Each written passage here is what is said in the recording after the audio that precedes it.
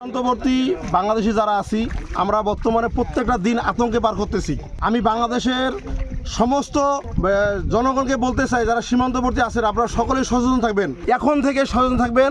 কারণ ভারতে একটা পাতানো নির্বাচন, এই বালছিরা শুভেন্দু যে আছে বাটপার একজন, এই আমাদেরকে বাংলাদেশে যা মন চায় তা ভাবে কথা বলে।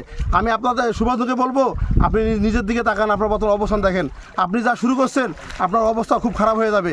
আপনি যে অবৈধভাবে আপনার মুসলমানদের উপর যে নির্যাতন করতেছেন, ভারতের প্রত্যেকটা মুসলমানকে যে নির্যাতন করতেছেন এবং তাদেরকে যে গলা ধাক্কা দিয়ে যে সীমান্তবর্তী পার করে বাংলাদেশে দিচ্ছেন, এর পরিণতি কিন্তু ভয়াবহ হবে। আমি বাংলাদেশের সকল জনগণকে বলতে চাই আপনারা সবাই সচেতন থাকবেন। এরা যেভাবে পার করতেছে গতকালকে আমাদের লালমনিরহাটের পাটগ্রাম থানায় এই সীমান্তবর্তী এলাকায় যে 10-12 জন লোককে ভারতের লোকের মুসলমানদের পার করছে, এরা না খেয়ে আছে। পাশাপাশি আমাদের যে বিজিবি ভাইয়েরা আছে এরাও কিন্তু রাত থেকে না ঘুমিয়ে অতন্ত্র প্রহরীর মতো পাহারা দিচ্ছে। আপনারা দেখতে পাচ্ছেন আমাদের পিছনে অনেক জনগণ। আমরা কিন্তু সবাই প্রস্তুত আছি, শুধুমাত্র বাংলাদেশ সরকার তথা বিজিবির কেন্দ্রীয় পর্যায় থেকে আমরা একটা শুধু খালি অনুমতির অপেক্ষায় আছি। খালি অনুমতি দিতে দেরি, আমরা এই সমস্ত সীমানা যা আছে আমরা লণ্ডভণ্ড করে দেব। আর এই যে লোকগুলো যে না খেয়ে আছে এদের যে কী অবস্থা, প্রস্রাব পায়খানা করার সমস্যা, মানবিক দৃষ্টিকোণ থেকেও তো এটা বিবেচনা করা উচিত। আপনারা যদি পাঠাতেই হয় পাসপোর্ট সিস্টেম করে ভিসা করে আপনারা প্রসেসিংয়ের মাধ্যমে পাঠান, কিন্তু আপনারা এই ধরনের নির্যাতন করলে বাংলার জনগণ কিন্তু বসে থাকবে না। আমি আরেকটি কথা বলতে চাই, কঠিনভাবে আপনারা ভারতের মুসলমানদের প্রতি যে এই নির্যাতন এখন থেকে বন্ধ না করেন, বাংলাদেশের মুসলমানরা কিন্তু আঙুল চুষবে না। তারা কিন্তু বাংলাদেশের মধ্যে অনেক সাম্প্রদায়িক লোকজন আছে, আমরা কিন্তু সেটা শুরু করে দেব।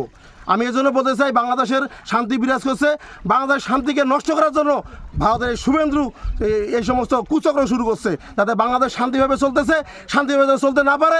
এজন্য তারা এই নানান জায়গায় নানান বিশৃঙ্খলা করতেছে, যাতে বাঙালি গরম হয়ে যায়, যাতে বাংলাদেশের বিশৃঙ্খলা সৃষ্টি হয়, নাম হয়ে যায় বাংলাদেশ শান্তিতে নাই। যদি বাংলাদেশ শান্তিতে পার করতেছে বেশি দিন কিন্তু শান্তি থাকবে না যদি আপনারা ঠিক হয়ে না যান। আমি কঠিন হুঁশিয়ারি করতেছি আপনাদেরকে, করা হবে। আমাদের এই যে দেখছেন বাঙালি যারা রয়েছে এরা সবাই কিন্তু লাঠি সরানোর প্রস্তুত রয়েছে। পাশাপাশি বিজিবির পক্ষে আমরা আছি, বিজিবি ভাইয়েরা কিন্তু জীবন নাশের ভয় করতেছে না, তারা কিন্তু বাংলাদেশের সীমানা রক্ষার জন্য যতটুকু চেষ্টা করতেছে, আমরা তাদের সঙ্গে দিনরাত পরিশ্রম করে যাব বলতেছি। কথা সৃষ্টি করছে, অবৈধভাবে লোকজনকে পুশিং করতেছে, এটা জনমনে আমাদের আতঙ্ক সৃষ্টি করতেছে। এর তীব্র নিন্দা জানাই এবং এর সুষ্ঠু সমাধান চাই। এবং এই যে এভাবে লোকজনকে মানে পুশিং করে দিয়ে আমরা যে বর্ডারের এলাকায় বাস করতেছি আমাদেরও ঘুম হারাম করে দিচ্ছে এরা।